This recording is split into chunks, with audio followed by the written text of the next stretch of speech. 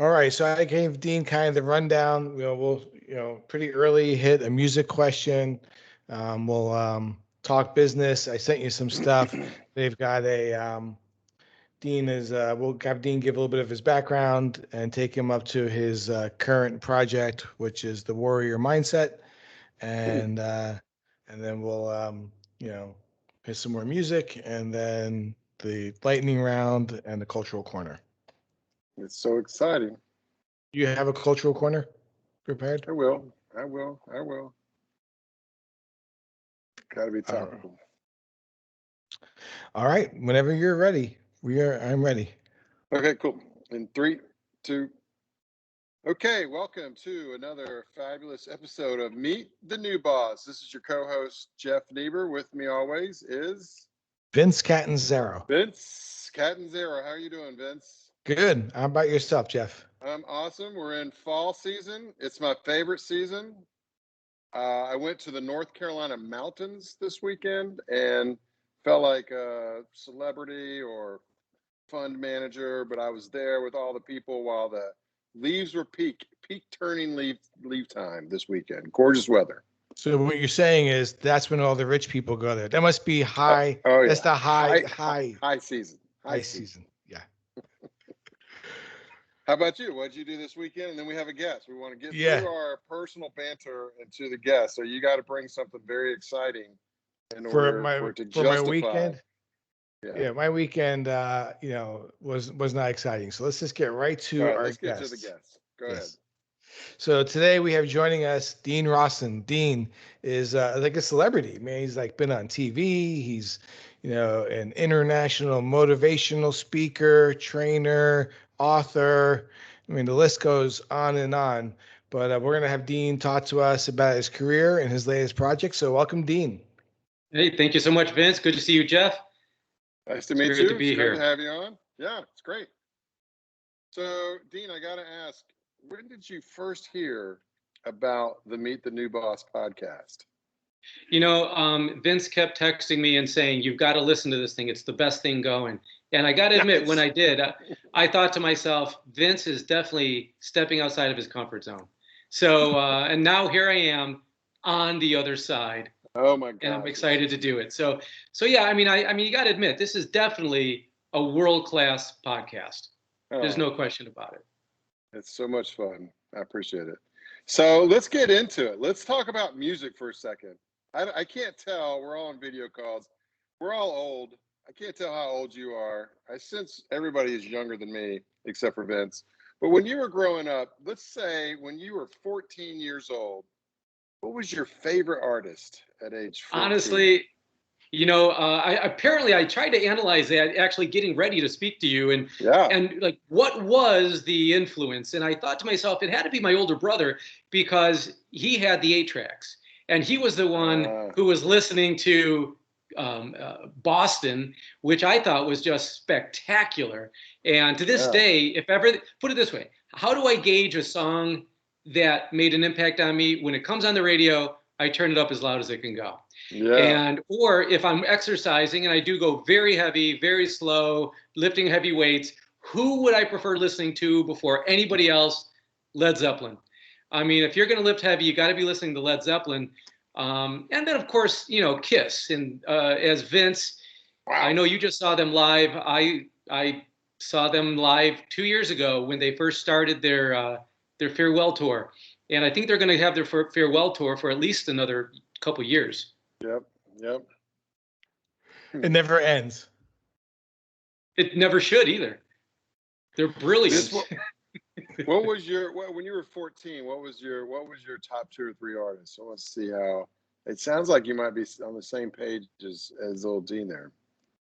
I'm thinking. As a matter of fact, Alice Cooper.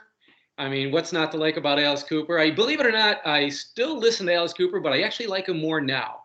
Do you know? I don't know if you know this, but he's a missionary now. And I've been actually watching a lot of his videos. So I'm excited about what he's up to. But when I was growing up, when I was 14, it was Boston. It was Kansas, from Dust in the Wind, and it turns out I actually know somebody now who was in the band, close friend of ours. Yeah. So he's just a great guy. He was part of the band almost from day one. And then he started another band right afterwards called Centurion. His name is Rob Henson. And guy's an amazing singer as well. So it's those type of bands, and I always ask myself, what do I love about them? Well, not only the lyrics, but the guitar, and the fact that they gave the performers a chance to shine. Unlike today's music, where it's 100% singer. That's it. That's all you get. Anybody else is interchangeable. But back then, everybody had a personality. Everybody had a chance to shine, and you got to appreciate their talents. It's great. Man, I like that, Dean. You did do some introspection. Prep work. Yeah. That's impressive. That's nice. Yeah. Very nice. Well, why don't you tell us a little bit about your background? I know I hit a couple of highlights. Just kind of take us through the Dean Rosson journey. Well, I'll tell you what, it's entrepreneur from day one. Even when I was a little kid, I was having carnivals in my backyard. I mean, I don't want to say I was hustling, but I just knew that working for somebody might not be the best plan. I always wanted to be an entrepreneur. And so I was doing anything I could, from designing, printing, and selling T-shirts. And then it turns out that took off, and we ended up becoming a worldwide company. I ended up selling that company, and then buying a house, getting an engagement ring, and buying editing equipment, started a film production and advertising company. And then from there we went on, and because I have an attitude of, the phrase of no limit thinking, and going into business, it's always, how far could we take this, and what are we missing? Let's get everything in line, but let's go all the way with it. And there was another phrase that I started to adopt when I was very young, like 21, 22 years old, is whatever you want to become, you project that 10 years into the future, and then you present yourself as if you're that. Don't lie, but also present yourself as if, yes, I can handle that. Yes, I can do that. The answer is yes, we can figure this out. And in the process, I ended up growing companies very quickly, and then ultimately selling them, and then growing the next one. And one of the things, though, that after everything was said and done, I felt like I had the gift to speak. Some people said, you have the gift of sales. Like, no, I have the gift of speaking. And I love to speak. I love the topic, but the issue of not only motivation, but inspiration. And if there's time, I'll go over the definition of both and why inspiration is much more important than motivation. Because you see the motivational speakers, and that's good. But I want to be that inspirational speaker, that one that causes people to get out of bed when they don't feel like it. They're not motivated, and they're going to go for it. Basically, motivation is the carrot. Inspiration is exactly like it sounds. It comes from inside you, that you say to yourself, I don't need a carrot. I have the knowledge, and I'm going to go for whatever dream, goal, whatever it is that person is hopefully shooting for. And so that's the difference. Really, is inspiration is where you find success. Motivation is short-lived. It's great. It's great. I'm inspired already. Do you feel motivated? Vince is ready to get a job. I'm ready to run through a wall. That's it. Let's go work out. It's ready to go work out. That too. So how did you? So you took that journey, and you decided early on you wanted to be an entrepreneur. What was the first? Well, I mean, the first business was the carnival in the backyard and T-shirts, whatever. But did you attend school, or did you just go straight from high school into career, or what was that journey for you like a little bit, Dean? Absolutely. I was born in Ohio, Cleveland, Ohio, went to Kent State University, and I got a degree in advertising and a minor in graphics and illustration. I was very creative, and I didn't have good mentorship, because you've heard the phrase starving artist, I'm sure. And so good thing I was entrepreneurial, because that's the one thing artists lack, is the business sense. So so I did go into art, but then being a now public speaker, it's very creative. It becomes a multimedia show where there's multiple slides. I think I even sent you the slide deck. In a 3-hour presentation, I will actually have 160 slides nonstop that are just flying through, and they're all interactive, very animated. So the first thing that you could say would be the real job, the actual thing that I could sell, was the T-shirt company. which Cool. turned out to be a multi-million-dollar company. And then I went from there into the multimedia advertising film production, and that just grew big. And it enabled us to come down to Atlanta and pick up where we left off. Awesome. And so what was next? So you sold the T-shirt company, right? And then Yes, you moved to we call it an apparel company. T-shirts sound cheap. It's even better. apparel. Yeah. And then basically what happened was, came down here, I started mentoring some businessmen and some executives, and they immediately said, "How did you contact your first person? Like, you said, hey, my name's Dean, and I ran this apparel company, and now I want to help mentor you." How does that sales thing happen? Yeah, how does that translate? Well, remember I said a good salesman, a good speaker. It was through, you might just say, lifestyle conversation. I wasn't even looking to mentor anybody. And next thing I know, I'm with somebody, an individual, and it was a combination of many different issues that we were becoming more of a life coach. And it was more friendship, to be totally honest. It was friendship. Right. And then from there, this gentleman said, I'm part of this huge worldwide organization that has speakers. And what you are saying, they need people like you. And at the time, it was called the Executive Committee. I've said I never heard of that. He says, well, you're going to be hearing a lot about that, because I'm going to put your name in to become one of the speakers. Now, here's what's interesting. Today, they changed their name to Vistage. You might have heard of Vistage. Your listeners probably or could hear of Vistage. It's the world's largest executive committee with millions of CEOs part of this organization. And they have over 1,100 speakers in their network. And so it turns out that just a few years ago, out of all of them, I won National Speaker of the Year. And don't get me wrong, I was shocked. I was very shocked.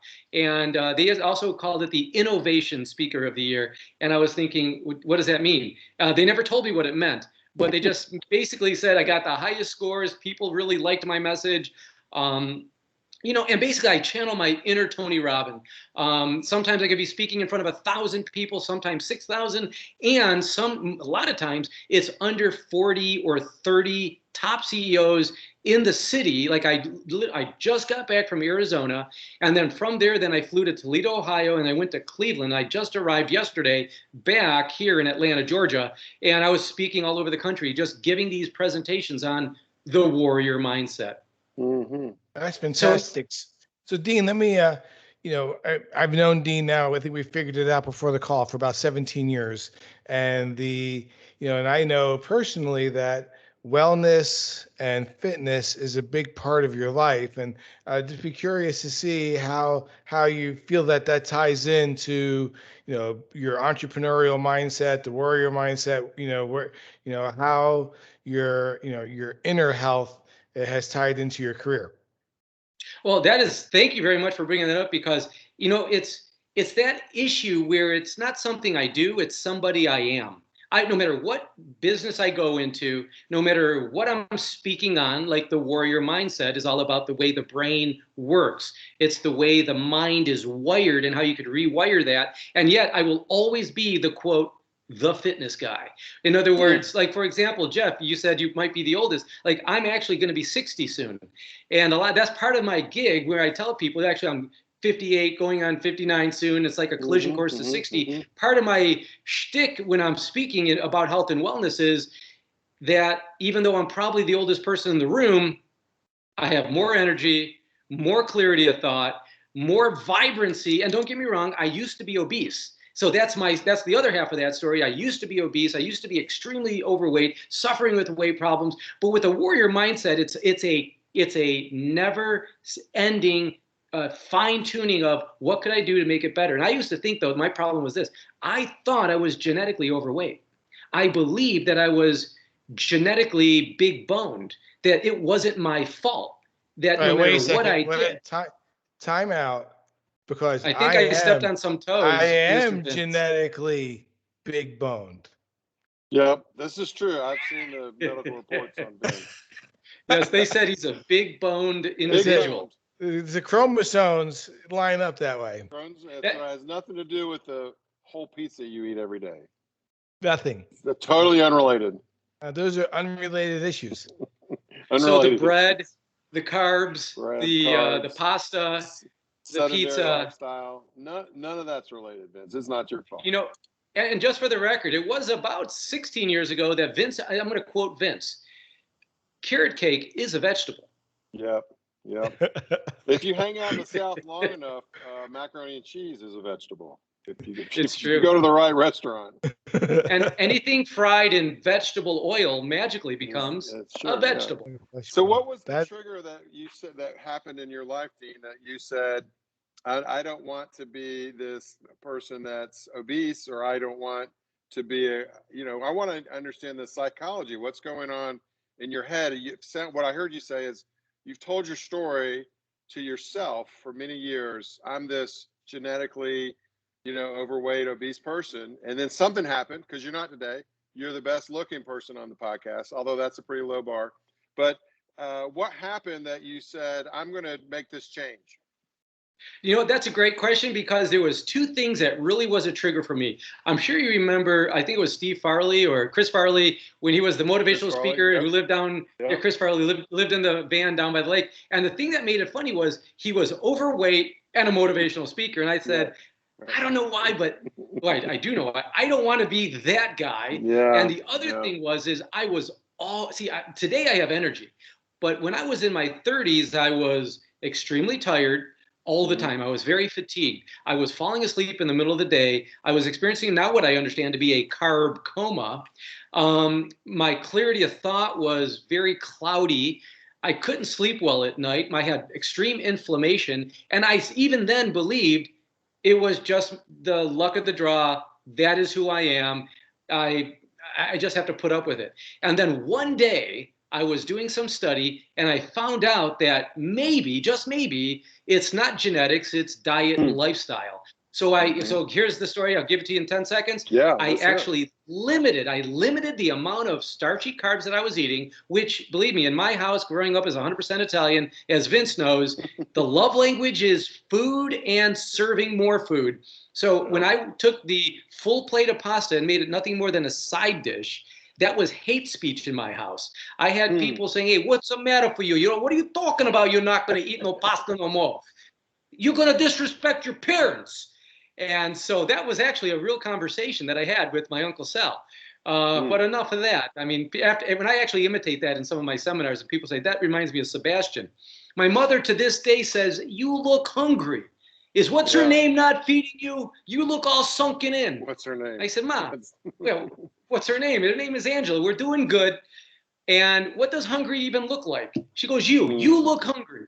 I liked you better when you had a full face. So that's the type of family that I come from. And even when I was in Cleveland visiting them, my mother says, I don't even know what to feed you. I said, Mom, I eat real food. It's very simple, real food. She goes, what is this real food thing you keep talking about? And that's how far away I forget how far I've come until I go back to visit family. But so is that quinoa and broccoli? Is that real food? What do we got for real food? Real food is chicken, man. It's chicken, it's salmon. It's basically, here's what it boils down to is, one, they hide the real food on the outside perimeter of the store. It's the outside of the store, not the aisles, number one. Number two, you ask yourself, was this food around 1,000 years ago, or did they recently manufacture it in a laboratory like Frankenfood? Like, for example, is it grown, harvested, hunted? Is it real? And is it being prepared properly? Like, for example, have you ever seen a Cheeto bush? Exactly. So that's the thing. So if you had, it seems to just grow. Jeff, you gotta move that plant from behind you. He's gonna see that. I know, it's looking delicious. So that's great. So let's do this. Go ahead. Hold on. I want to get to the end of this. This transition, right? This is the life-altering transition, I think, Dean. Right? That springboarded you into the career you have and the people that you've influenced for 20 years. Right? That's 20 amazing. Years, yes. So how hard was it, right, when you fundamentally had this decision, right? We talked earlier, I love the words you used, motivation versus inspiration, right? The carrot versus the internal. This is a very monumental and internal sea change for you. And then the next day you ate carrots and broccoli and raw chicken the rest of your life. That was it. It all worked out perfectly. No, Or is it just more for the difficult than record. that? Oh, it's much more difficult. And just for the record, if anybody is interested in health, do not ever eat raw chicken. That's right. Jeff, That's right. Jeff was obviously just it. joking there. But you can eat raw, sushi and fish. But anyways, Sure. it's real food. Like, what did they eat? What did they eat back 1,000 years ago? I mean, that's how far we've come from perfect health. Is we go to the supermarket. 1,000 years ago, Dean, people only lived to 28 years old. Hold on. Let's don't debate the history. I want to get into Dean. And that's not true either. So here's what it boils down to. How hard was it? And how did you keep going? The hardest thing was just the mindset. Remember the warrior mindset? The mindset was, this is who I am now. I am not the overweight guy. I am not the genetically big boned person like Vince. I am the person who actually sees myself differently. And so what happened? I went ahead and started to limit the amount of starchy, high glycemic carbohydrates. And in 2 months, I ended up losing 20 pounds. And so was it easy? No. But was it significant? Yes. And, could you imagine, and everybody in my family is dealing with weight issues. All of a sudden, I'm the first one to ever lose weight in my family. So immediately they thought I was sick. Oh, really? Yeah. It wasn't a celebration of Dean's tapped into the magic of how to become more healthy. It's Dean is more sick. No. Did you ever heard that phrase, misery loves company? Yeah, well, all of a sudden, I was starting to become quite happy and energetic. And the folks were like, hey, this is great. This is great. This is a great story. There was this one girl that we helped, or lady that we helped, my wife and I, and she ended up losing so much weight. She was just beautiful. Well, her and her sister and they were twins. They were both extremely overweight. One of them lost weight. The other one said to Becky, she said, Becky, stop it. We're big bone girls. Don't you realize that this is not who we are? And she says, but I feel better. And her sister started crying and says, you better stop it. This is who we are. This is what we are. So, and that kind of explains what people deal with when somebody wants to become better. Zig Ziglar has a great phrase. Well, when he was alive and one of the greatest motivational, inspirational speakers in the world, Zig Ziglar said, there's go up goals and there's give up goals. So if you are somebody who wants to go up, in other words, you want to become better, you only tell a few people. But if you want to give up things, like you want to stop smoking, give up things, not just lose weight. You're like, losing weight means I want to be better. But if you want to give up smoking, you tell everybody. So go up goals, tell a few people that trust, and that will inspire you and motivate you and cheer you on. Because folks, let's face it, not everybody's going to be your cheerleader. They will become your detractor. And that is why we need to use discipline in who we share what our goals to, as opposed to just saying, hey, I'm going to lose weight and everyone's going to celebrate. No, they're going to sabotage your success. And it happens every day. There's a little, I don't know how super true it is, but it's like a analogy, I guess. Is you put a bunch of crabs in a bucket, in a 5-gallon bucket.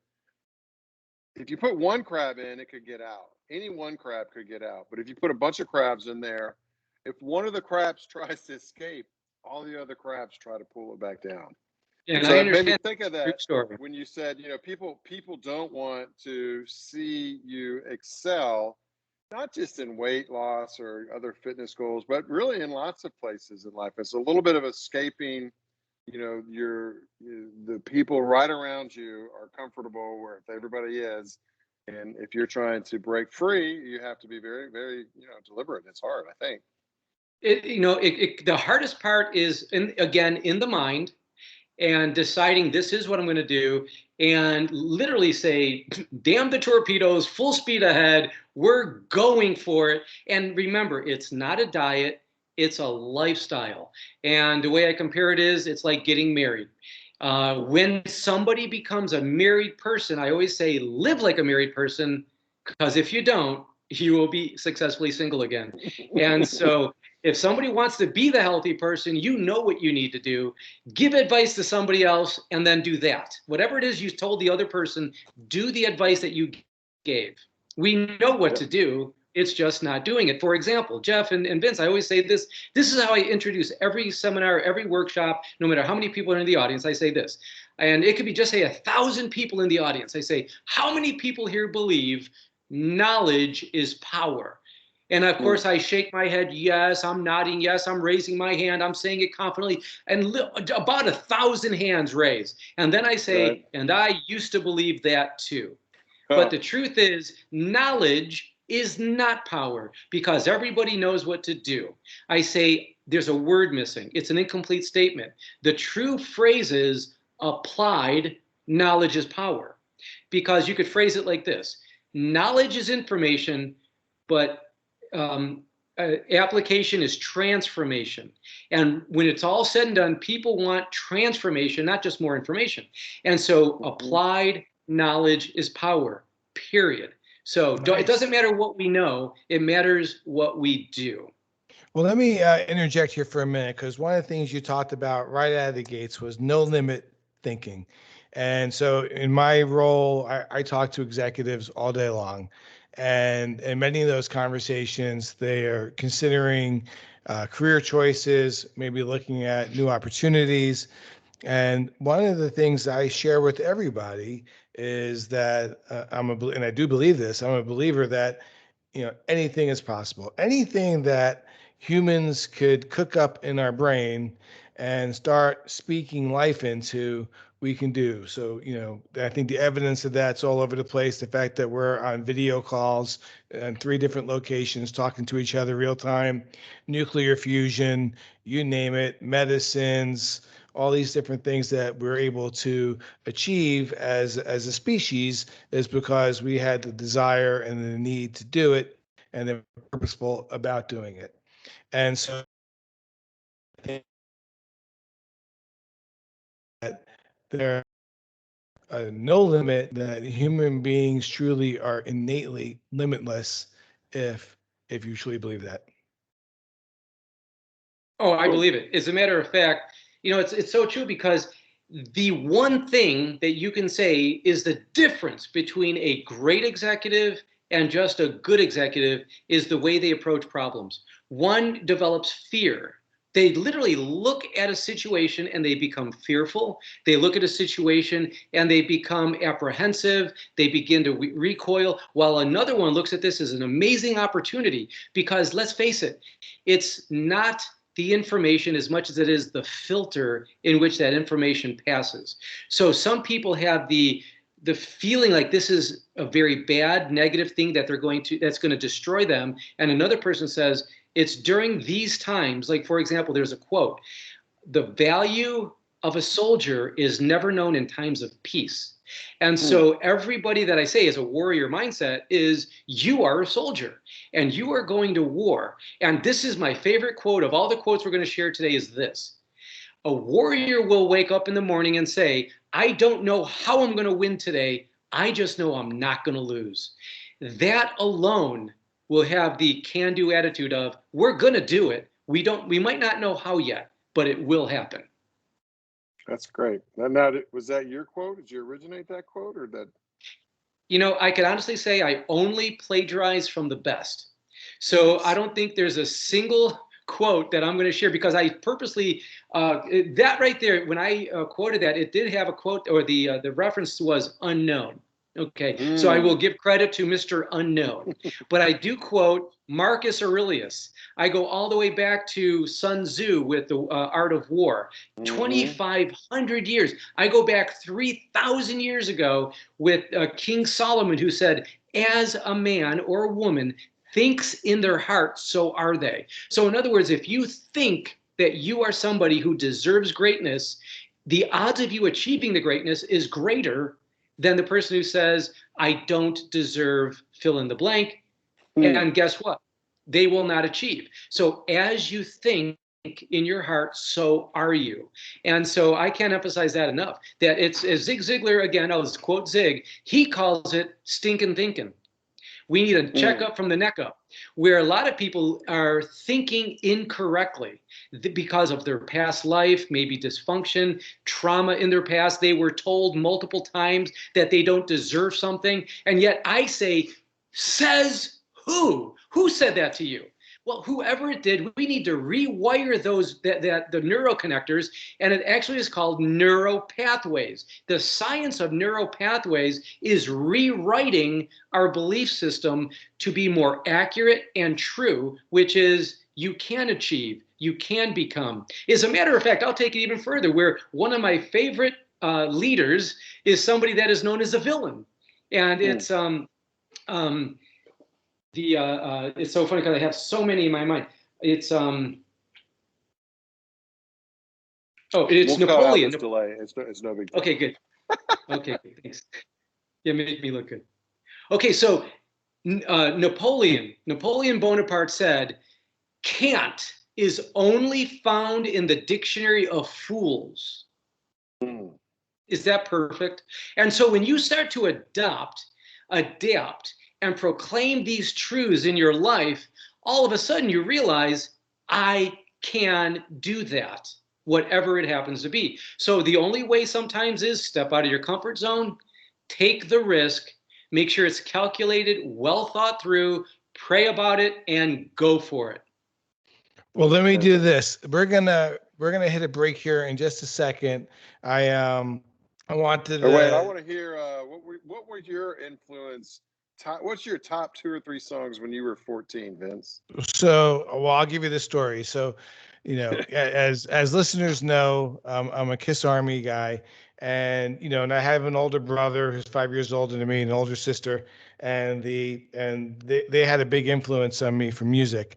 And my parents were divorced, and I remember my dad gave my mom money for me to buy like the Atari 2600 system, like Combat and Air Sea Battle, all those classic games.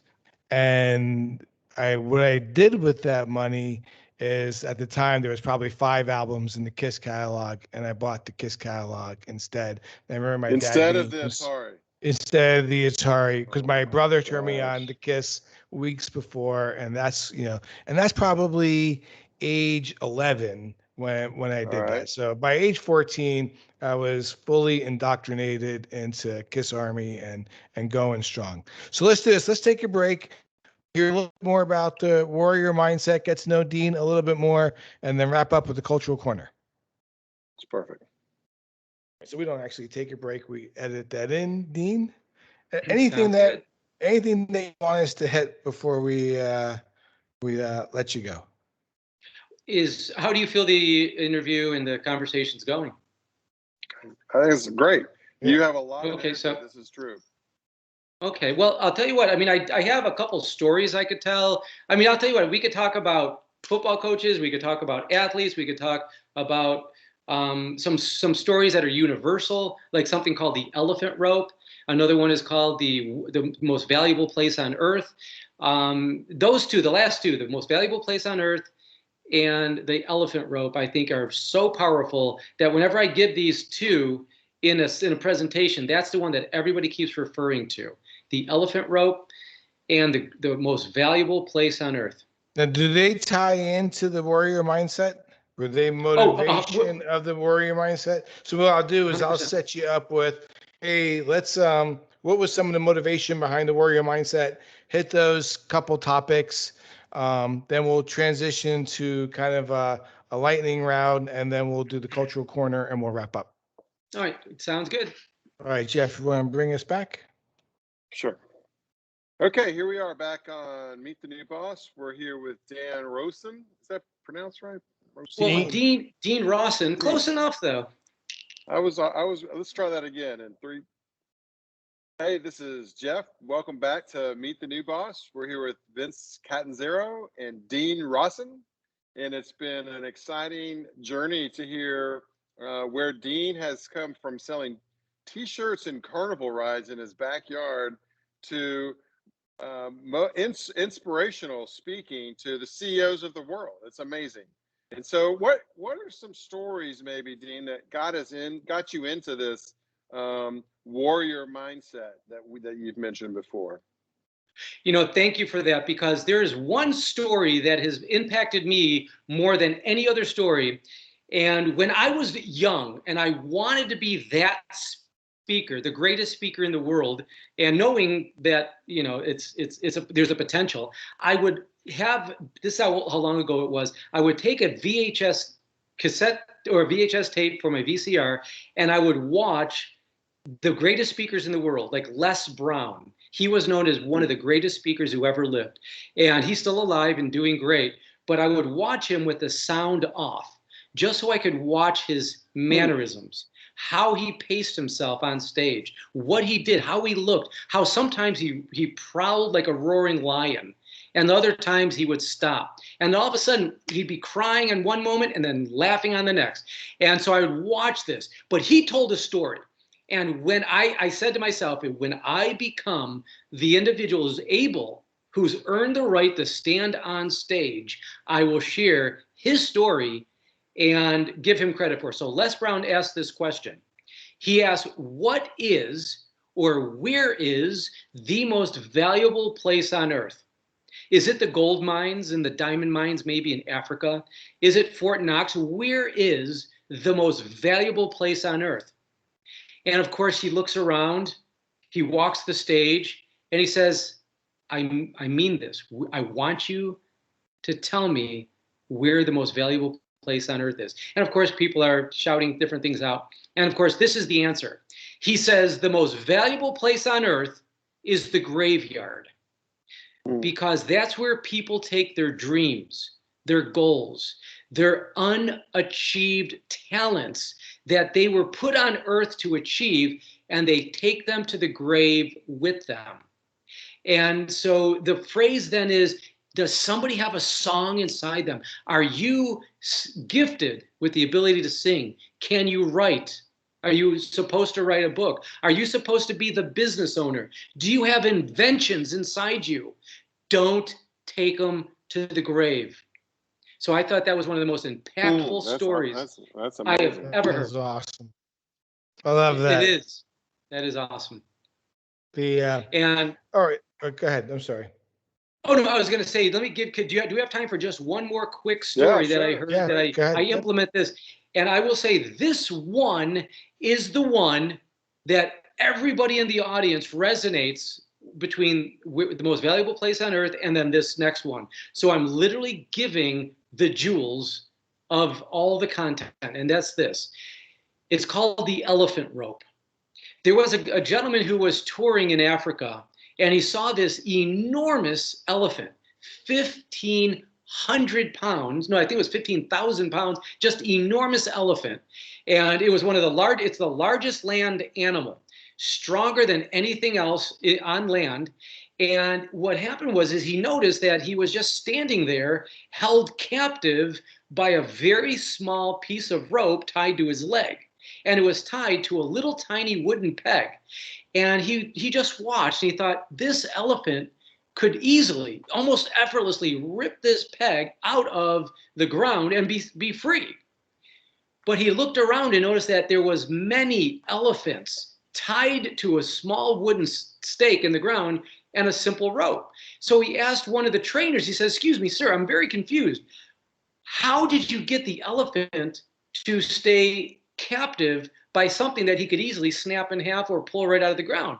And the trainer said to him, it's very easy. Now I want to take a few seconds and say, if there's anybody listening now, and I want to ask you, what is your elephant rope? Okay, back to the story. He says this. He said, what we do when they're little firstborn, they're little tiny elephants, we tie them with a very strong rope and onto their leg, and the other end is tied to an immovable tree. So no matter how hard the elephant tries to move or get set free, he can't.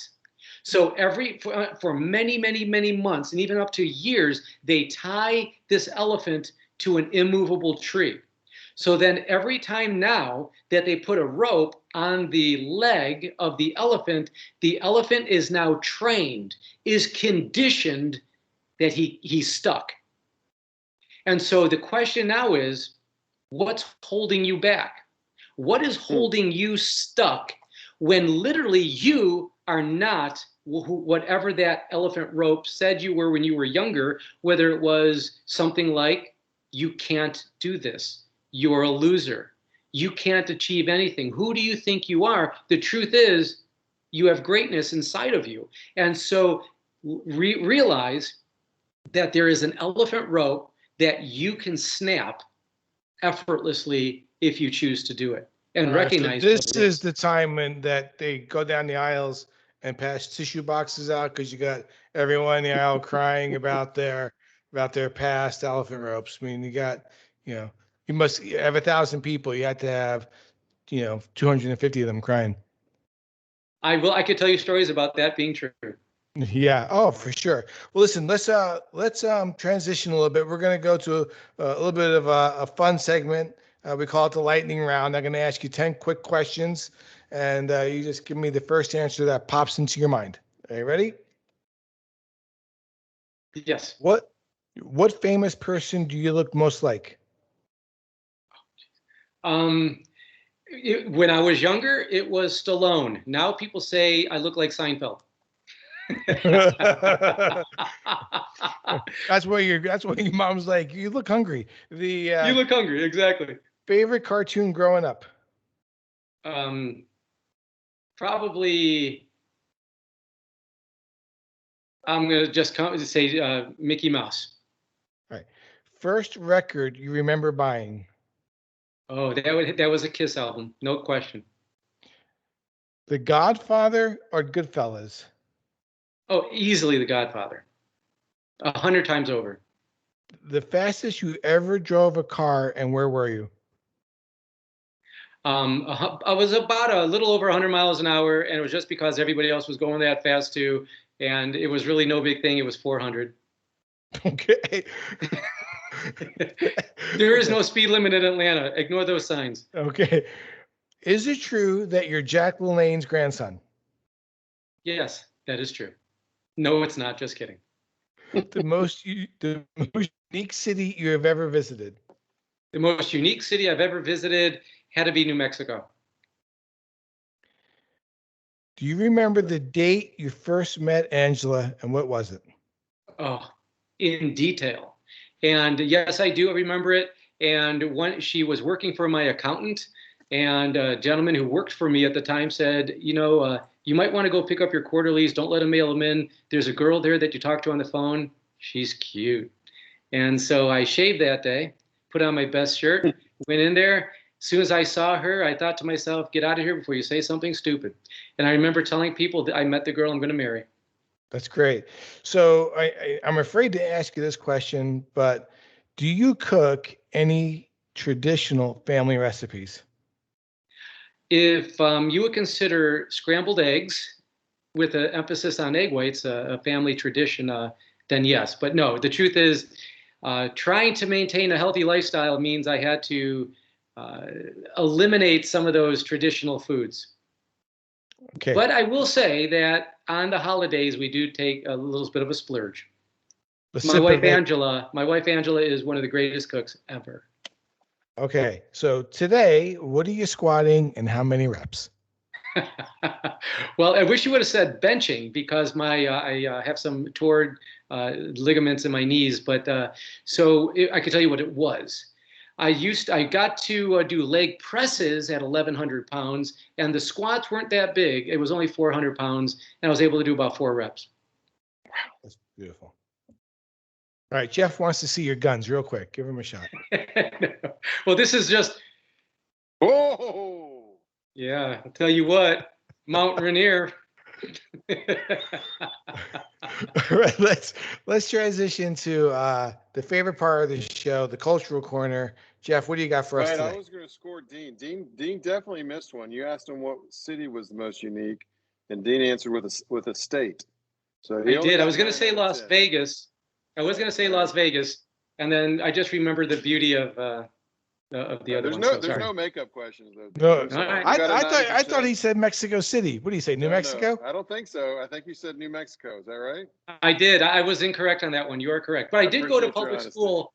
So being in fact, I went to public school. school. You know, there might be like a half a point off. I think Dean did teach me No. that there's 90, a reason. 90 out of 100, still an A, but Okay. A minus. Pretty good grade. I think Dean did share with me that there's a reason why they're called dumbbells. Ooh. There is a reason. All right, I'll tell you why. There is a reason. Yeah. You want to know? Go. No, we'll save that for part 2. I'll tell you offline. All right, wonderful. Jeff, what do you got for us today? Okay, so Culture Corner this week, we've talked about managing remote employees, and we're going to eventually talk about managing remote bosses. So today we want to talk about managing remote clients. You know, we're still in a bit of COVID, still a lot of limited travel, but the world has changed, I think, permanently. I think there will always be a remoteness to our world that probably wasn't here just 2 or 3 years ago. So I think that from my perspective, and Vince, in your whole career, you've almost always dealt with external clients. My career is primarily internal clients, although I've done external client facing as well. And I think it's interesting to think about, you know, for me, to put myself in the mindset of the client, right? The business partner or the actual external client. And what do they really need from you? And how was that attained from in-person visits, that how we used to kind of do things? And I think there used to be kind of a cadence of, you would try to see these clients on a regular basis, once a month, once a quarter, once a year, whatever, right?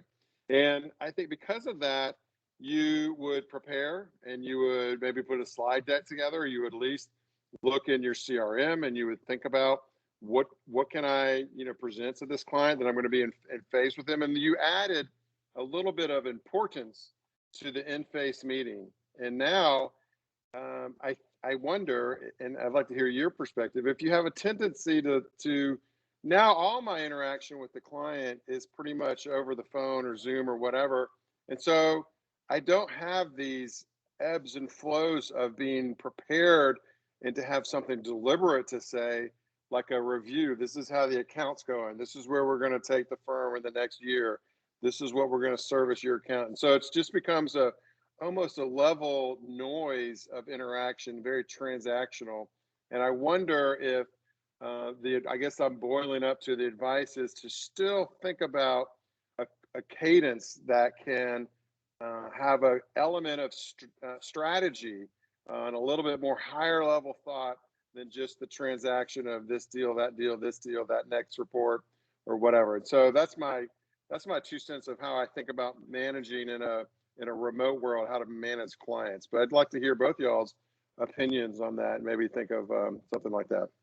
Yeah, I'll go ahead and hit that first. You know, so I think you're right. So we're much more in a remote world. You know, the tech has changed. Everyone now is doing video calls. I was early on video calls because I was dealing with candidates all over the globe, and I thought, you know, speaking to them on camera led to some, you know, better understanding through accents and those kind of things.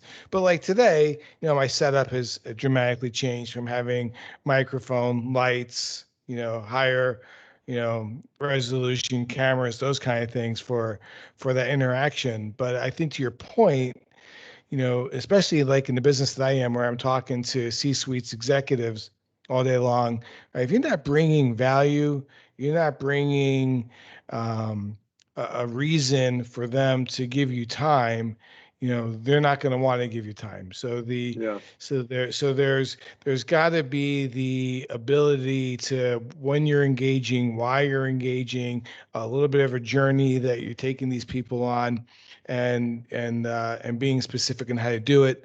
I do an awful lot of screen sharing and walking them through different things that, you know, add value with. And so I am definitely a believer of, you've got to have a journey that you're taking your clients on, and